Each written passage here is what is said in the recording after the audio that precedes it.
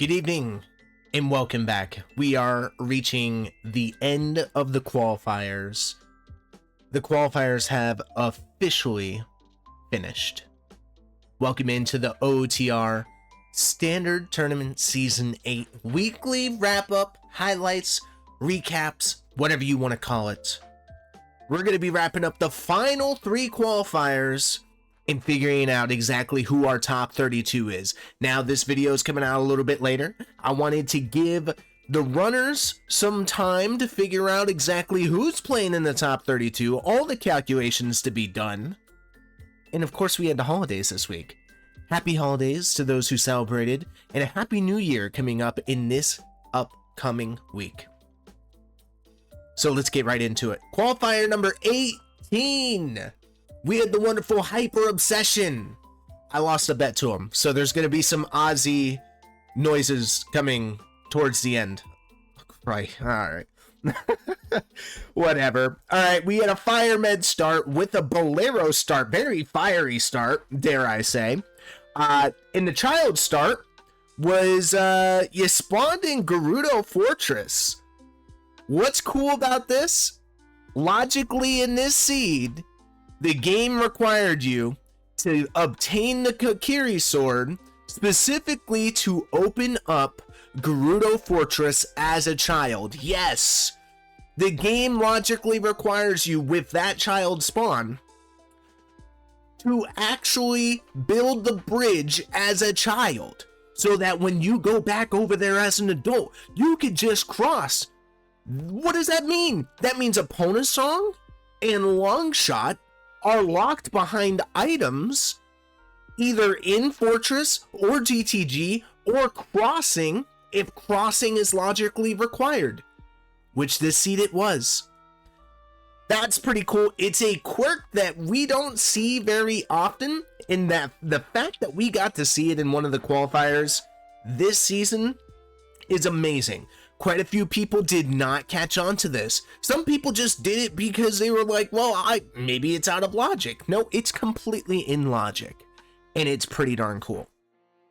So, with some of our hints, I have quite a few things written down here. You have a Desert Colossus to Bongo Bongo. That is for Minuet. What's on Minuet? I'm pretty sure Requiem is on Minuet. So, what you need to do is cross Wasteland, get Minuet, then play Minuet as an adult, go to Adult Sacred Forest Meadow to get Requiem. That is your logical first way to get Requiem.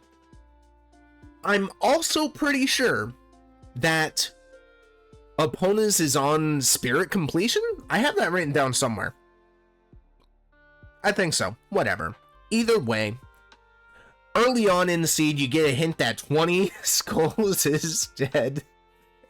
And you get a inside Ganon's Castle, Lost Woods, Gerudo's Fortress, Foolish. So what does that mean? That means logically anything beyond crossing or anything in GTG can help you either get your long shot or can help you get Epona Song, which it did. I mean, it just means Spirit Completion in general can get you to crossing. But that's not necessarily the case here, because you don't really need Epona Song, because you could just do all this as child. So forget everything I just said. Anyway, you do get a Longmon Ranch to Bongo Bongo, and if you saw, we already saw it earlier, but there was Din's Fire on the chicken game. There's a lens in the back, and then there's storms inside of Longmon. So Longmon was actually kind of like goated for this seed.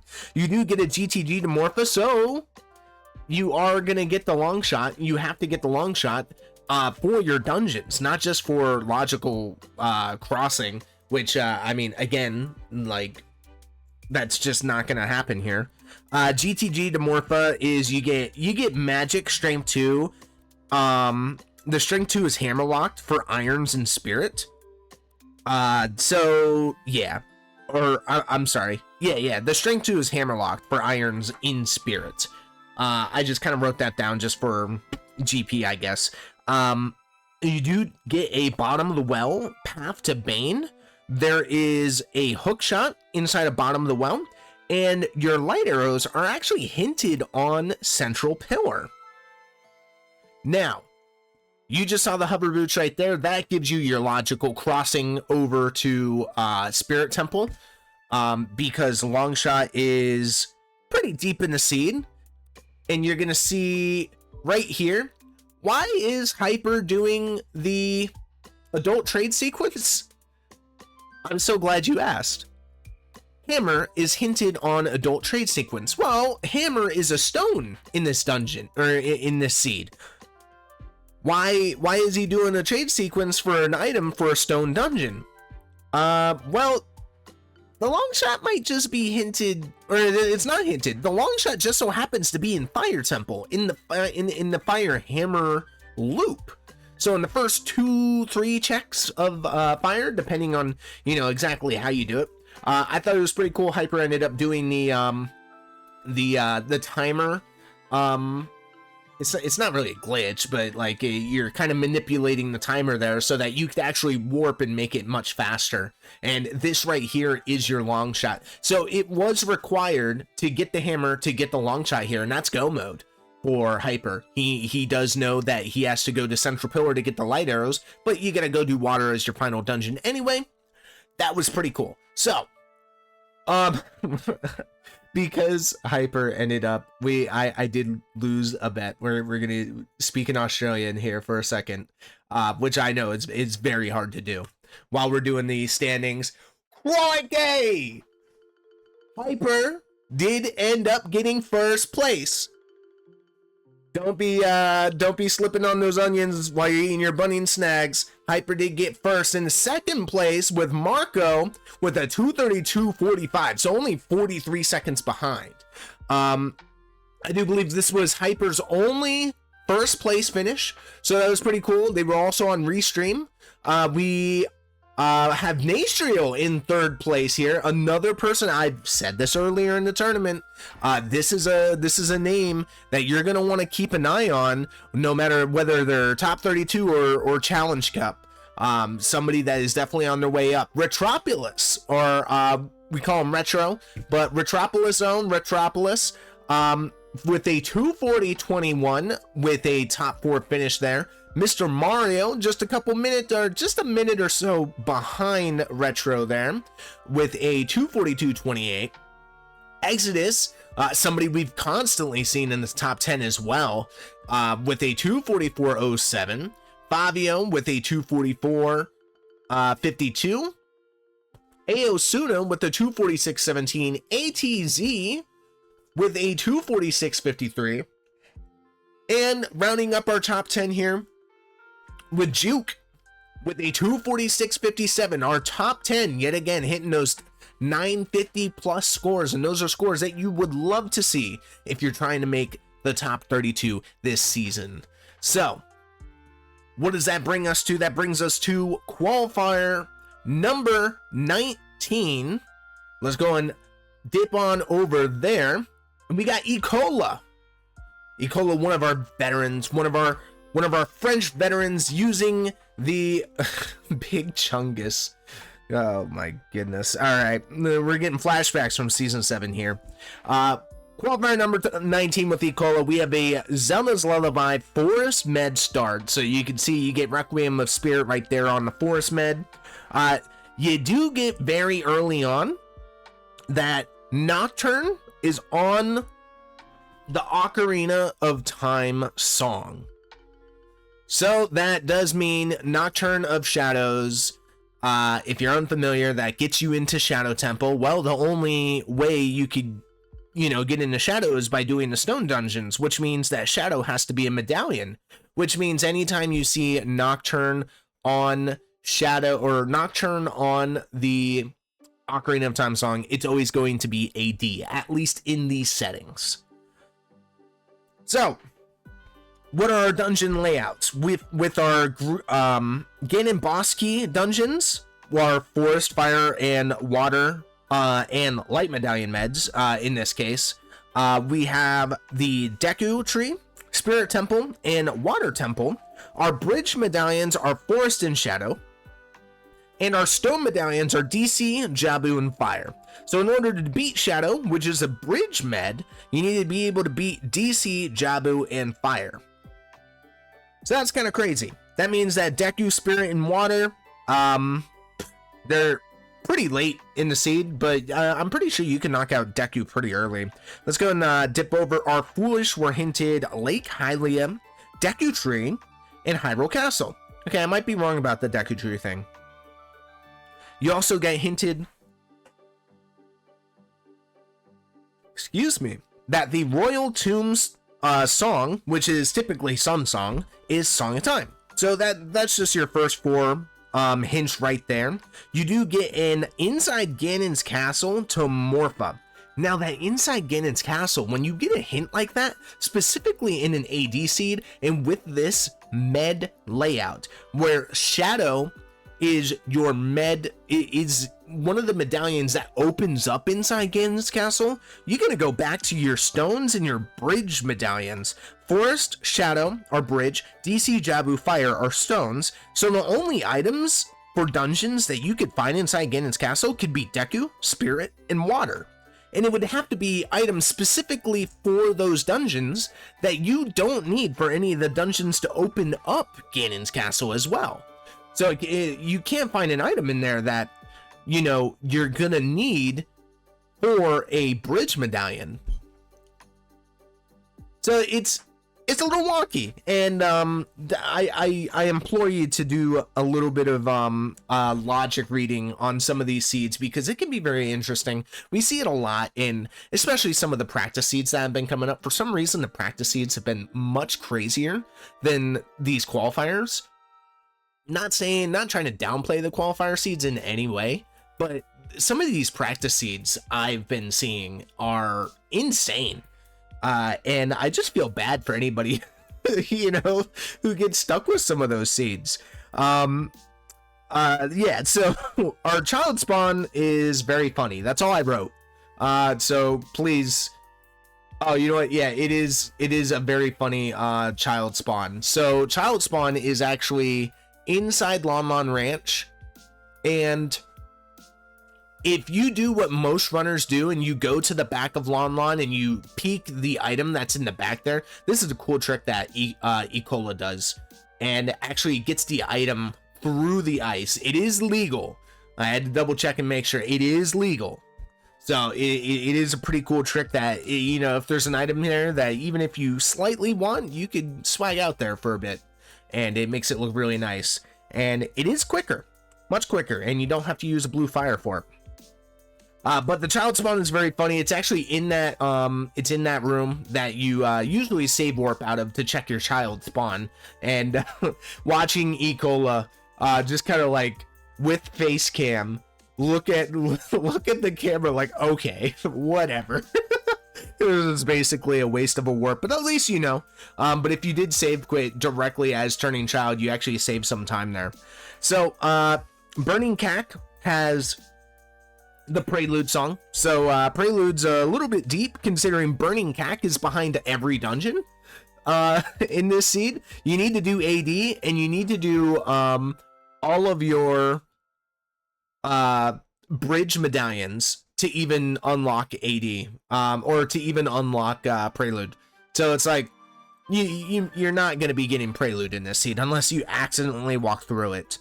But Temple of Time is hinted to Twin Rova, which you get, you know, right away. It's your Requiem song. That's what you get there. There's nothing of use on, you know, your Light Arrow cutscene. You get a...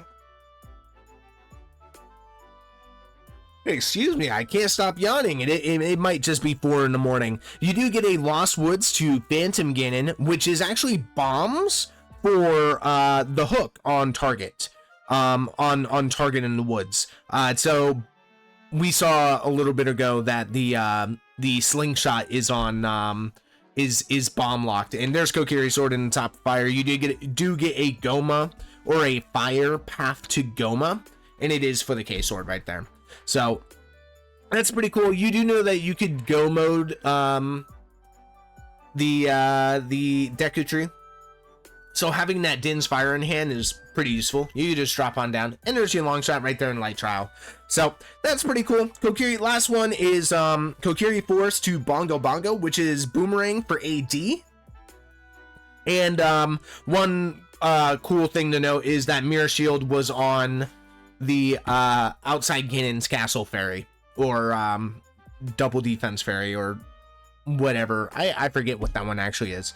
So what did our qualifier races look like? Here are the standings. First place, you know him, you love him, it's Marco. We got second in the last one, and first place finishing in this one with a 2:35.52, really fast AD seed. Alexis following up, our season 7 runner-up from last year, and actually I'm not going to spoil it now. 2:39.25. You got Cola finishing in 2:48.59, and Hyper finishing in a 2:51.25. That's fourth place. Ecola here in fifth with a 2:53.33. Then we got Keatums, Sponge, Tanjo, Kaipi, and Aeronaut finishing with a 3:03. And this one was a little rough. Our 10th place finisher with a 9:26.07 for the qualifier points, which is still good. Don't get me wrong. But it's not the 950 that we're typically looking at for our top 10. So that you could tell that, like, you know, there's a 30-minute difference almost from our first place to our 10th place. And, you know, that's a 150 point difference. So this one, you want to get AD done as fast as possible. So this one was a little weird with the points, but that's okay. So finally, wrapping up with our qualifier number 20, let's go and show up. We have, I know we've already featured them once, but I had to feature them a second time. It's ATZ. Welcome back, ATZ. We are covering a prelude song and light medallion start, which is you know, completely counteractive to our qualifier 18 that we started with today. Instead of an all red start, we have an all yellow start. You do get bomb tubes pretty early from Mitos, as you can see. You do get a Jabul to a Jabul is Path to Evil's Vein. We'll get into that later. So, what are our Ganon's Boss Key Medallion dungeons? Jabul, Spirit, and DC. That's our Forest Fire. That's our Prelude, or I'm sorry, our Forest, Fire, and Water Med in this seed, because we already started with the Light Medallion. Then our Bridge dungeons are Shadow and Deku. So that leaves Fire, Forest, and Water as our Stone dungeons. So our first hint is Lake Hylia, inside Ganon's Castle, and Gerudo Valley are all foolish. Think about that one for a second. Lake Hylia and Gerudo Valley are foolish. ATZ was the only person on Restream who got these two items in these two locations. There's a Strength in Open Grotto, and there's a Bow in Remote Grotto. I actually think I doubled up on this one on accident. Oopsie. Nope, that is actually Hammer. That is in Kokiri Forest Storms Grotto. We were jumping around a little bit. ATZ got a Strength. And why is that Strength so important? 40 Skulls is hinted a Strength upgrade. The other 3 players on Restream, and most players that I know, actually ended up going for the 40 Skull Strength, and that was their Strength 2 to be able to beat Spirit Temple. ATZ was the only one on Restream who got that Strength that was in Open Grotto and the Bow, which really just made things easier, because the next Bow that everybody found was just in Shadow Temple along the way, which was Strength locked. Nothing crazy about that logic. Don't think too much about it. We do have a hint that Ice Cavern has Song of Time, and that Jabul to Evil's Bane is Boomerang locked in Jabu Jabu.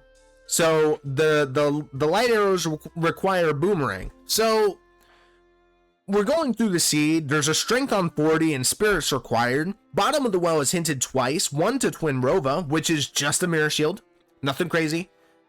And the second hint is bottom of the well to Queen Goma. There's tons of big chests in bottom of the well, and every single key in bottom of the well is hard ZL locked. You need ZL in order to get your first logical bomb bag and another strength. There's also big Goron sword, but you know, that's whatever it is. There's a first hook shot right there. We do get the strength in open grotto. So if you just get the strength in open grotto and you get the strength in bottom of the well, you've got strength 2 already. But the majority of the players did get 40. And spoiler, the first place finisher for this is a brand new first place finisher. And they did 40 skulls. So that just gives you an idea. Yes, ATZ did have an advantage here, but they still played relatively safe, but still got a good score, really good score. So we'll get to that. Ocarina of Time is Bolero.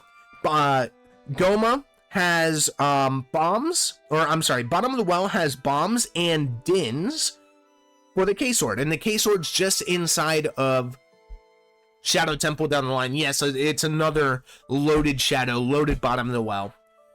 Here's BGS here in bottom of the well. This is one thing that did hinder ATZ a little bit, is that they didn't have the Zelda's Lullaby going into bottom of the well, so they weren't able, like the first time, so they had to double dip bottom of the well with they found an out of logic bomb bag, which felt a little bit bad, especially after getting the first logical bomb bag, but wasn't too crazy. We did get a graveyard path to Bongo Bongo, which is just the hovers that were, you know, you could peek them pretty early on. And the very final hint in this seed, because I will say this was pretty much a 40 skull jet for the most part, and even jettier if you didn't do 40 skulls and you got that boomerang. There's that bow that used for everybody else was their first bow, and there is the K-Sword. There is a Deku path to Evil's Bane. Well, I mean, you already have Ruto's letter. What can be in Deku? Boomerang. So there's two paths to Evil's Bane. One of them is telling, hey, lights are in Jabul, and the other one is telling you, hey, boomerang's in Deku. So as soon as you get that boomerang, or as soon as you get the K-Sword, you're in go mode. Even if you don't have strength 2, you just know you gotta pick up skulls along the way, and you're in go mode. So let's go and check out the final qualifier. Qualifier number 20. I forgot to change the border, but it's okay. Qualifier number 20. What are our standings looking like? First place finisher. Brand new top first place finisher and a sub 2 with 40 skulls. Netherian. One of our own race mods. Finishing with a 154.20. They maxed out their points with a 1058.93. Mind you, there's a lot on the line in qualifier 20. Everybody's trying to get that number 1 spot, get as many points as they possibly can, give themselves the best possible chance to make top 32. There's a lot of people on this list that it really mattered. Yo-Yo Karina with a 2 minutes and 17 seconds, finishing with 1010 qual points. Sponge, this was their 8th and final match as well. They didn't need a crazy good score to make top 32, but a 990 for their final qualifier points is definitely enough to make them in the top 32. Exodus with a 4th place finish with a 202.57, just 2 seconds after Sponge. Same amount of qualifier points. Cola finishing with a 203.05, and Seize finishing with a 203.23. Notice, we have 15 finishers within 5 minutes of each other. Even less than 5 minutes, 4.5 minutes of each other. That's insane. It was just finish after finish after finish. Everybody on Restream all finished around the same time. ATZ was the winner on Restream with a 203.29. J-Bone was the second person on Restream with a 203.41. Volk and Ryukane were the other two that were on Restream with a 204.34 and a 204.41. Very close to each other. E-Cola finishing with a 203.50. And Say, I didn't say. Say with a 203.23. That finishes up our 20 qualifiers for Season 8. It has been a wonderful season. This is everything that I hoped for it to be. You get to root on your friends. You get to have fun competing in very large races. And most importantly, this is where the community all comes together to celebrate Ocarina of Time Randomizer as a whole. This is the game and hobby that we chose to do on our side with our free time. And this is what keeps us motivated. This is honestly, this tournament is our Christmas every single year. And it gets to last, the qualifier stages get to last a month and a half. And if you so happen to make it into brackets or Challenge Cup brackets, then your tournament continues. It's like Christmas extending an extra day. So let's go and check our top 32. And before we see our top 32, every single year, we usually see 1 or 2 people drop from top 32. Okay? It's never anything personal other than the fact that they probably have something going on in their lives. Maybe they don't want the pressure of playing in a 1v1 environment. They'd rather do the qualifiers because that's what's more fun to them. Since the first time, this is the first time since Season 1 with the, I forget what it's called, All Medallions Accessible Tournament Season 1. This is the first time we have had 0 dropouts. This is our official top 32 for Season 8. We'll scroll all the way down. We'll go through every single player. We're not going to do predictions. We're going to take a look at the brackets, but we're not going to do predictions here. Okay. We're not going to be biased here. Okay. I'm not going to give my thoughts on who's going to win. Okay. My job here is to make sure that coverage for this is to be seen. Yes, I may give my opinions on some things, but at the same time, anybody can win this tournament in this top 32. We all know this. Our first seed today for this year, Season 8, is our runner-up from last year, Alexis, with a 40.53, joining the 4K club. Highest score, 1071. Lowest score, 991. You're going to notice through here, there's a reason why this guy is first seed. 991 is their lowest result recorded. I don't see a 991 in the lowest result recorded across the board. I don't see one that even gets close to it. There's no 980s. There's no 970s.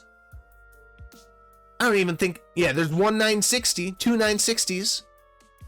There's a reason why Alexis is number 1 here, and it looks like they put up the most amount of points, and they did. Exodus, our second seed, with a 40.23, another 4K club. You see, we got 4 of them. Highest result, 1068. Lowest, 951. I told you the 950s is what we're looking for. Floosh, third place, with a 40.11. Another 4K club. Highest, 1091.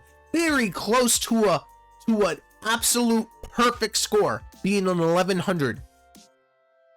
Lowest being a 958. What I tell you about the 950s? E. Cola, 4004. This is going to wrap up our 4K club here. Highest with the 1074. Lowest 959. Now, after Angle here, we're just going to go through the list. Angle, fifth seed with a 3965, very close to the 4K club. 1100, the perfect 1100. Everything had to come together and be perfect here in order for this to happen. Lowest with a 947. Again, that's basically a 950. 6 seed Marco. Not surprised. Not surprised in the slightest. This is a legend. Hyper. They were top 16 last year. They upgraded to a top 7 this year. 39-24. Cola, one of the most consistent runners I've seen, has played nearly every single qualifier. In their first 8 seeds, or first 8 qualifiers they did, they've had this score locked in the entire season. Ever since qualifier 8 has concluded. Solid top 10 finish. Keatums, 9th place with a 39-20. Very close to Cola's. Just Sam, what the hell's happened? These are insane. We're still in the 3900s with 11 players. Mr. Mario with a 38-78. We showed him last week. We all know what Mr. Mario is about. Tanjo with a 38-72. We're going to see a lot of 38s here, but these are on the higher end. Volk, again, with a 38-70. Drew, 38-66. Seize, number 16. Zavi, our Season 7 champion, number 17. Juke, seed number 18. Sponge with a seed number 19, coming in very clutch in the very final qualifier there. Aosuna with the 20th. Fabio, we featured them a couple weeks ago, 21. Ryu Kane, our Season 6 champion, coming in 22nd. Flea was, I believe, oh man, I'm gonna butcher it. Flea was in the finals for SGL in person this year. J-Bone, 24th. Double Decker, we showed them, I believe it was last week, or maybe a week and a half ago, whatever. 25th seed, Schultzer, another fellow race mod. 26th seed, ATZ, the legend with 27th seed. Cine, 28th. Burr, 29th. And we're going to wrap it up here with Rock Chalk in 30. Aeronaut in 31st. And our final top 32 will be wrapped up with Sanzu in 32nd. How are the brackets going to work? Well, first seed is going to play 32nd seed. And I'm actually going to pull it. I didn't have the challenge bracket ready to go, but I'm going to go and pull that up right now.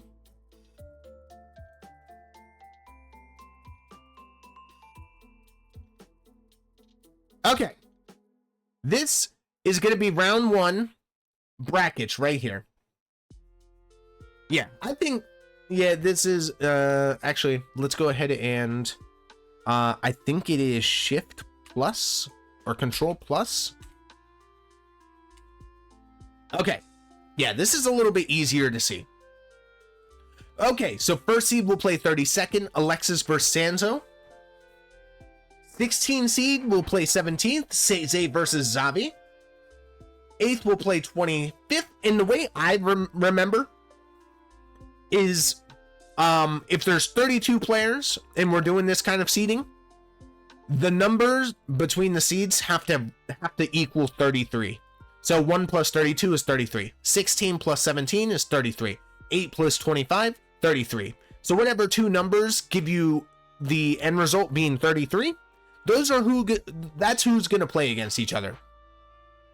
So Cola versus Double Decker, Keatums versus J-Bone, Ecola versus Fur, Tanjo versus Aosuna, Angle versus Cine, Mr. Mario versus Fabio, Exodus versus Aeronaut, that's 2 and 31, Drewness or Drew versus Juke, Hyper versus Schultzer, Just Sam versus Flea, Floosh versus Rock Chalk. Alright, and these next 6 are scary. These next 6, I couldn't believe my eyes. Volk, SGL champion this year, online, versus Sponge, 14 and 19. Marco, Season 2 champion, versus ATZ, Season 1 champion. What the hell's happened? Season 4 champion versus Ryu Kane, Season 6 champion. This is Battle of the Champions here. And unfortunately, one of these four are going to go out 0-2. I can't believe this. That's just how things get made up sometimes. And honestly, this is going to be a spectacular. Hopefully I was showing everything, actually. Yeah, whatever. This is what the brackets look like. This is insane. And honestly, this next week or two is going to be so crazy. And it's going to be so hard to keep up with. But I promise you, I'm going to have all the juicy details.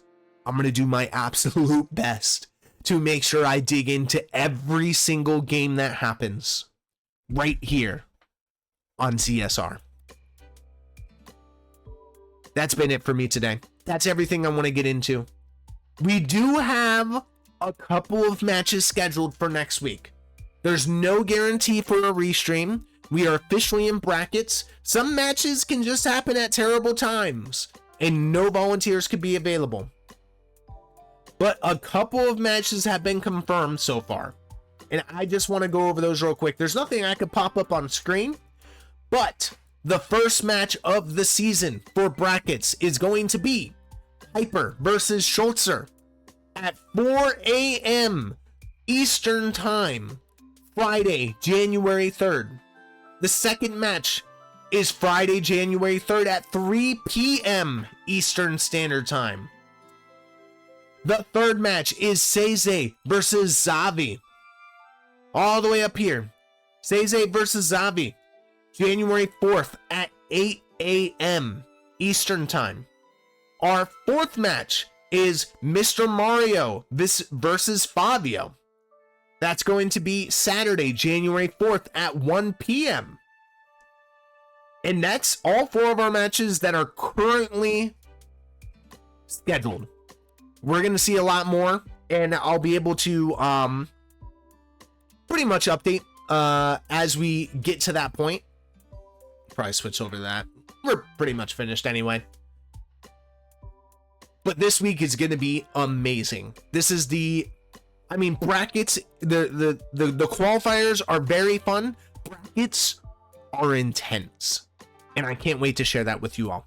That being said, I'm going to get up out of here. I've talked your ear off enough. I'm going to dip on out. I hope you guys have a wonderful day. And I will see y'all next time. See ya.